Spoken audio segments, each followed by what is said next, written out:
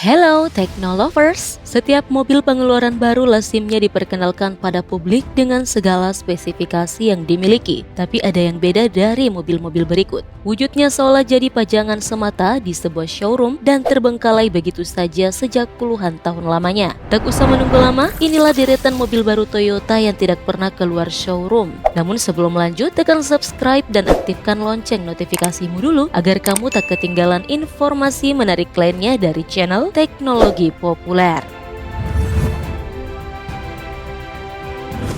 Penampakan yang tak biasa terpampang nyata dalam dealer mobil baru pabrikan Toyota, tepatnya di kawasan Varosha, kota Famagusta. Kali ini datang dari kisah negara Siprus, di mana terlihat mobil-mobil dalam dealer tersebut tidak bergerak sama sekali dari lantai showroom yang kabarnya sudah stay selama 46 tahun. Ini tentu saja waktu yang tak sebentar ya Technolovers. Belum pernah loh ada showroom yang punya mobil tak dipindahkan atau diapa-apain sama sekali. Nah, mengutip laman akun Facebook Showa Racing, hal tersebut bukan direkayasa melainkan ada sebab yang membuat mobil-mobil itu harus nganggur. Jadi di tahun 1974 silam, terdapat puluhan ribu penduduk Varosha terpaksa harus pergi meninggalkan wilayah mereka. Kejadian ini muncul karena pada saat itu sedang adanya invasi militer tentara Turki. Nah, saat angkat kaki dari tempat itu, penduduk setempat lalu pergi saja tanpa mengangkut barang-barangnya, termasuk mobil-mobil di showroom Toyota. Saat keluar dari wilayah tersebut, warga lebih memilih untuk menyelamatkan diri lantaran nyawa mereka bisa dibilang sudah terancam.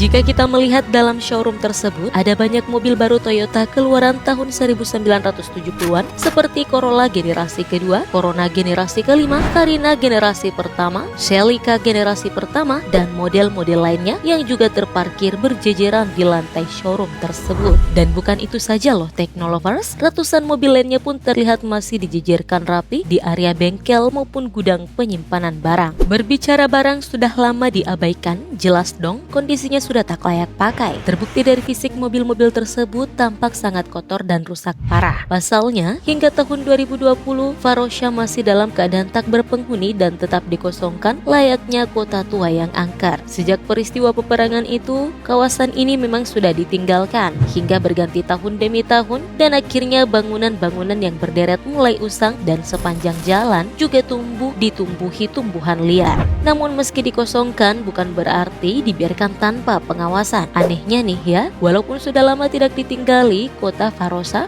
masih saja dijaga ketat oleh pihak militer Turki sampai sekarang.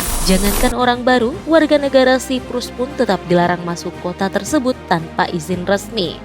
Kira-kira kenapa ya harus dijaga ketat? Apa ada maksud lain? Ataukah bakal dialihfungsikan? Baiklah Technolovers, jadi ceritanya begini. Varosha dulunya adalah kawasan wisata modern dan mewah dari negeri Siprus. Menurut Wikipedia, Republik Siprus adalah sebuah negara pulau di Laut Tengah bagian timur, tepatnya kurang lebih berjarak 113 km di sebelah selatan Turki dan 120 km di sebelah barat Suriah. Dijuluki sebagai kota mewah, rupanya tak bertahan hingga kini setelah ada perang yang mengharuskan warga setempat get out dari wilayah itu. Konon dulunya kota ini jadi kota idaman dan diincar oleh wisatawan. Mayoritas penduduk Varosha dihuni oleh Siprus keturunan Yunani dan Turki.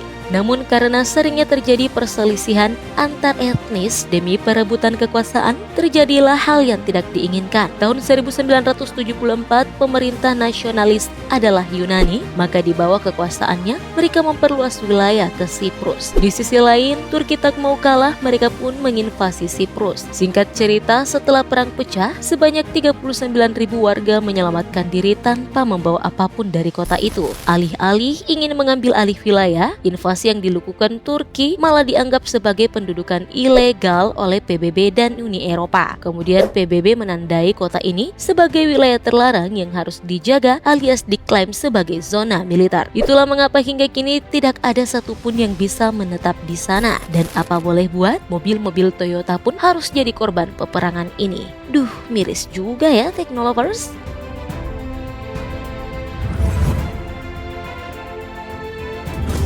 Oke deh Technolovers, jika kamu punya tanggapan soal ini, tuliskan di bawah. Jangan lupa juga like serta bagikan video ini sebelum tayangan berakhir. Thank you for watching and bye!